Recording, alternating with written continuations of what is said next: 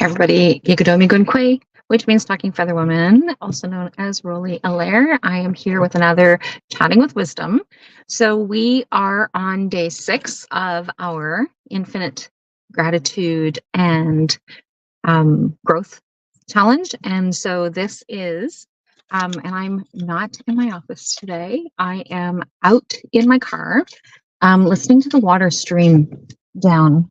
And so, like, what a beautiful way to include that gratitude, to be able to be in this moment of gratitude. So there's like a little stream where I'm on a hill. So like there's a stream of water coming down the hill and likely going down to the lake, feeding into the lake. But it's just when was sitting here, I was like, oh, it's just so peaceful and quiet.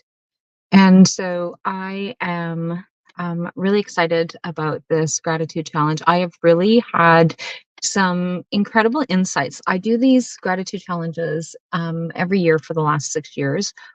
And this one here just seems to be the best yet that I've done. Like it really is giving me lots of time to think, or maybe I'm just taking a little bit more time to think about what it is that I need to be grateful for. And so yesterday's challenge, I didn't get a chance to journal. I had come on live a little late because I had slept most of the afternoon, but I still wanted to jump in and share my thoughts about it. And so this morning, when I was journaling, because I knew that I wasn't going to be at home this afternoon when it came time to come on live, I was going to. So I started journaling about yesterday as well, and so just the number of pages that I've been going through in journaling and thinking about all the things that are going on is just really incredible. And one of the things that I love the most about this challenge is the number of people that are in our timeless transformation circle who are sharing. I am seeing you guys coming in and sharing your thoughts, sharing your wisdom, sharing your insights on each one of the prompts. And some of these prompts or some of these shares are quite powerful.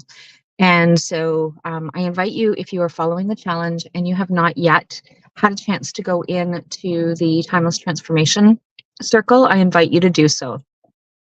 And for those of you who are there, I'd love to hear some insights from you about what it is that's going on. So the tomorrow when I come on, I'm going to actually show you guys the portal where everything is stored, where you can come back and enjoy this challenge over and over and over again. So I do this every April, and I do this every April because it's my birthday, but the it's also the month that we are in Aries. And so I was talking with someone today, and Aries starts in March. But in this particular case for this year, the first new moon happens to be in April. Sometimes it's in March, it's late March. Sometimes it's early April. It all depends on where that falls in terms of the new moon. But there's lots of things around this particular new moon that is pretty powerful in terms of the energies and the energetics around it. And so we're definitely in a Mercury retrograde, which that's always fun. And I haven't had a whole lot of tech issues, so knock on wood that's a good thing. But we're also having this very powerful total eclipse. And so there's lots of conversations happening here locally because we don't always get to see way up north some of these phenomena, but we actually get to see it. The last time that it was seen in our area was back in I think it was 1979, I think is when we looked it up. So back in the late 70s anyway is when we got to do this or got to experience this. And I know that for us, we were in a classroom and all the curtains were drawn and we were watching it from the TV.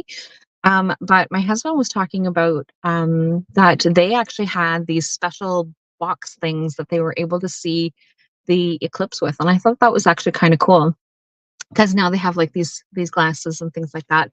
But for those of you who are using them for glasses and stuff, make sure that they are definitely approved by the ophthalmologists, to make sure that you do not damage your eyes.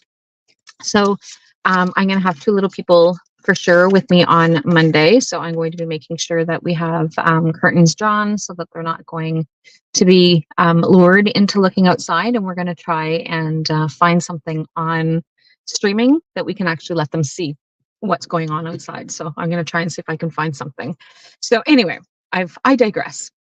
But it really is all about that gratitude and just being in this energy. And that's how I kind of went into that conversation.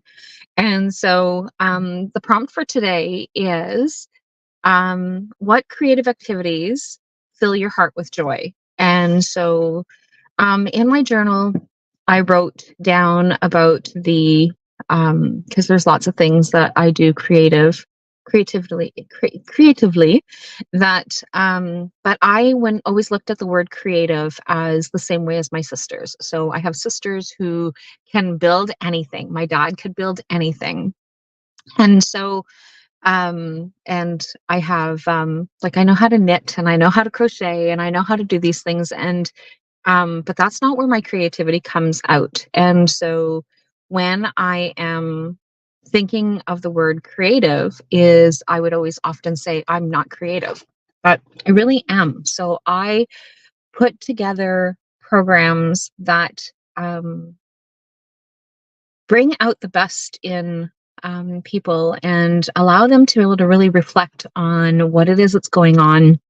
And so being able to write that book, I've had that book on the back burner for some time, but being able to have that book come together and come into play has been something that has been incredible.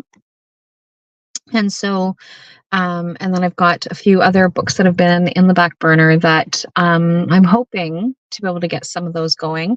But my next thing that I am working on is being able to do a healing deck, so a journey healing deck.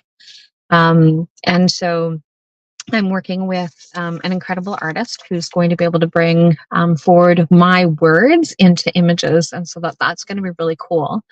My photography fills me with joy. Apparently, I can't speak. So your photography fills you with joy. Beautiful. I love that.